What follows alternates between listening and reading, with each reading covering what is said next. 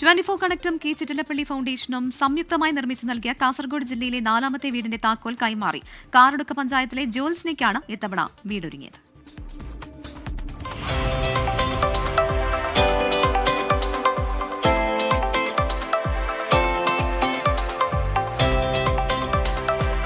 ഭർത്താവ് മരിച്ചതോടെ നെച്ചിപ്പടുപ്പിലെ ജോൾസിനെയും പറക്കമുറ്റാത്ത 2 പെൺകുഞ്ഞുങ്ങളും തനിച്ചായി.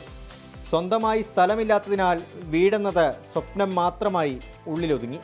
ഇതിനിടയിൽ അമ്മയുടെ സഹോദരി വീട് നിർമ്മിക്കാൻ സ്ഥലം നൽകി. ഇതോടെയാണ് ജോൾസിനെ 24 കണക്റ്റിനെ സമീപിക്കുന്നത്.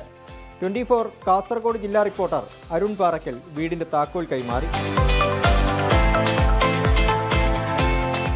24 കണക്റ്റ് സംസ്ഥാന കോർഡിനേറ്റർ മനോജ് മാവേലിക്കര ഉദ്ഘാടനം നിർവഹിച്ചു. വീടെന്ന സ്വപ്നം 24ലൂടെ യാഥാർത്ഥ്യമായെന്നും സന്തോഷമെന്നും കുടുംബം. വീടില്ലാതെ സ്വപ്നം കാണാൻ പോലും പറ്റാത്ത അവസ്ഥയിൽ നിന്നാണ് നമുക്ക് പ്രതീക്ഷിക്കാത്ത ഇങ്ങനെ ഒരു സൗകര്യം, അതും ഇത്രയും വേഗം. എല്ലാവരോടും ഹൃദയത്തിൽ തൊട്ട് നന്ദിയുണ്ട് പറയാൻ.